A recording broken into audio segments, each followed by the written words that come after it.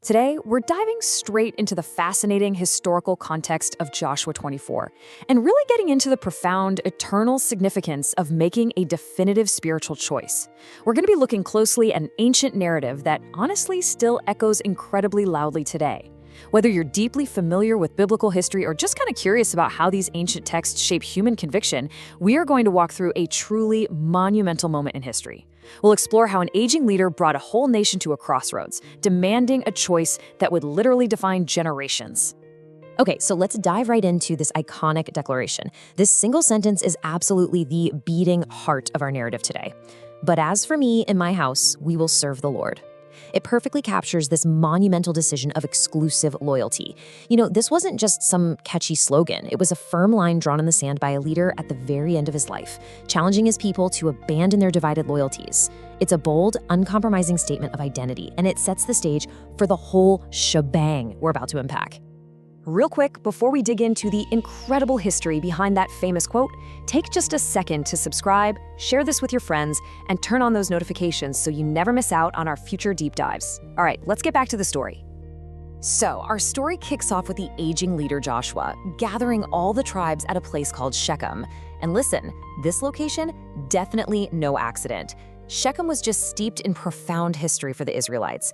It was the exact spot where their ancestor Abraham built his very first altar upon entering the land. Later on, it was the exact same place where Jacob buried his family's foreign idols under an oak tree to purify his household. By bringing the entire nation back to this specific geographic location, Joshua is brilliantly linking their present-day decision to the deep historical commitments made by their forefathers. But before demanding any sort of choice, Joshua presents the evidence. He traces this incredible chronological history of God's interventions. He starts way back with Abraham crossing the Euphrates River, then moves to the devastating plagues in Egypt, the miraculous rescue at the Red Sea, those long, testing wilderness years, and finally, the stunning military victory at Jericho. Joshua is basically laying out a historical resume of faithfulness here. He wants them to remember exactly how they got to where they are before they even think about making commitments for the future. Now, what makes this history so compelling is how these geographic locations actually serve as deep spiritual symbols.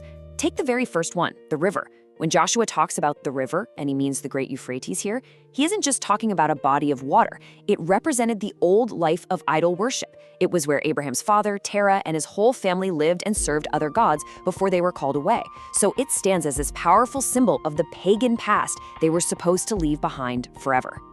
Moving forward, we hit Egypt and the Red Sea. Egypt, for sure, stood for crushing slavery, bondage, and this completely false sense of security. It was the ultimate trap. But the Red Sea, the text positions it as the ultimate impossible rescue. I mean, think about it. When the Egyptian chariots were closing in, the Israelites were completely, hopelessly trapped. The parting of the sea was a visual, historical reminder that their deliverance was only possible by God's hand, absolutely not by their own strength or strategy. And that profound rescue leads directly into the wilderness years. Now, it's super easy to look at decades spent wandering in the desert as just a massive geographic detour, but our source material frames this entirely differently. The wilderness is portrayed as a time of patient schooling and faith. It was a crucible. The nation was being tested, learning to trust for their literal daily provision. So it wasn't just wasted time, right? It was a necessary spiritual education, preparing them for the land they were about to inherit. Finally, we reach the destinations of Jericho and the land of the Amorites. These were places filled with walled cities and formidable kings. Yet the historical lesson here is crystal clear. Massive strongholds only fall when the Lord fights for his people. The text even mentions God sending the hornet ahead to drive their enemies out. It completely emphasizes that the victory in these formidable lands was achieved not with Israel's swords or bows, but entirely through divine intervention. All of this divine intervention culminates in a really powerful lesson about grace. Just listen to this quote from Joshua 24:13. "I have given you a land for which you did not labor, and cities which you did not build." He actually goes on to remind them they are eating from vineyards and olive groves they never even planted. Joshua is stripping away any sense of entitlement here. He wants the Israelites to fully understand that everything they currently enjoy is a pure gift.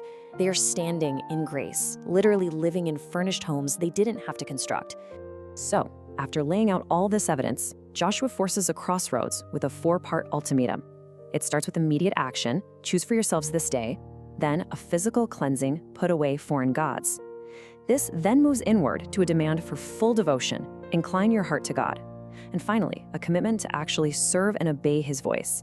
He is demanding a deliberate, daily choosing of God over the comforting, familiar idols of their ancestors. When the people eagerly agree to this, Joshua doesn't just pat them on the back. Actually, he immediately pushes back. He issues this stark warning: you cannot serve the Lord casually. He tells them, rather bluntly, that God is a holy and jealous God who will not share his people with other loyalties and who will not easily forgive their rebellions if they turn their backs on him after experiencing all his goodness. He's making sure they understand the absolute gravity of the contract they're entering into. Despite that intense warning, the people insist they're going to serve anyway. And Joshua's response is fascinating. He says, "You are witnesses against yourselves." And the crowd responds, "We are witnesses." They are effectively taking the stand in their own trial, making themselves the very witnesses to their own solemn vow. By doing this, they completely remove any future excuse. They knew exactly what they were signing up for, and they chose it willingly and very publicly. To formalize this massive commitment, Joshua seals the covenant right then and there. He uses 3 distinct actions to ensure it is never forgotten. First, he makes it a binding statute and ordinance in Shechem. Second, he writes the words down permanently in the book of the law. And third, he erects a massive physical stone right under an oak tree by the sanctuary. This stone was meant to act as a silent, enduring witness to the words they had spoken, a physical monument to a spiritual reality. Not long after this momentous gathering, an era quietly comes to an end. Joshua, known simply and beautifully as the faithful servant of the Lord, passes away at an astounding 110 years old. He had poured out his incredibly long life entirely in the service of guiding his people from slavery into their promised inheritance. Which brings us to his burial place, Timnath Serah. There is a really beautiful, surprising irony here. The name translates to an abundant portion. Yet, despite leading a whole nation into a grand, rich inheritance full of captured cities and vineyards, Joshua claimed only a very simple, quiet resting place for himself up in the rugged mountains of Ephraim. It is a striking final proof of his lifelong humility and total lack of self-seeking ambition. As this biblical era closed, we see these incredible, centuries-old promises being fulfilled, right back where we started, at Shechem. First, the text notes that Israel remained faithful and served the Lord all the days of Joshua and the elders who survived him. Second, and this is incredibly powerful, the bones of Joseph, which had been carried all the way out of Egypt, were finally laid to rest in the exact plot of ground Jacob had bought generations earlier. Along with the burial of Eleazar the priest, these events show a beautiful historical closure. It proves that what God begins, he faithfully finishes. This legacy of making a stark, exclusive choice echoes throughout the rest of the text. We see the prophet Elijah on Mount Carmel demanding the people stop faltering between 2 opinions. We see Ruth making the costly choice to leave her own people and gods to follow Naomi's God. And we have Daniel, young and captive, resolving not to defile himself in a wealthy foreign court. All these figures understood exactly what Joshua understood. Serving the Lord requires leaving something else behind. And you know, this legacy doesn't stop with ancient texts. History records incredible, impartial examples of those who made this decisive turn across wildly different cultures and political landscapes. The source material highlights this, spanning from the 7th century, when Chinese emperors of the Tang dynasty officially welcomed the missionary Alapin, to Pastor John Knox relentlessly calling Scotland to align with the word, regardless of political pushback. We even see it in England with William Wilberforce, who leveraged his entire political career and comfort to fight the horrific slave trade in Parliament based on his deep convictions. In our own modern day, the sources note that we continue to see this exact same choice reflected in both quiet and public ways across various spheres of life. We see ministers like David Platt urging a focus on radical cross-cultural missions over comfortable church growth. We see business leaders like David Green of Hobby Lobby choosing to build corporate structures on clear biblical convictions. And we see tech teams at organizations like Faith Life pouring their skills into software to facilitate deep spiritual study rather than chasing purely commercial ventures. Again, it's about leaders measuring success by faithfulness. A really striking example of this costly service in action today is Mission Aviation Fellowship. These are highly skilled pilots who actively choose to leave safe, incredibly lucrative commercial aviation careers.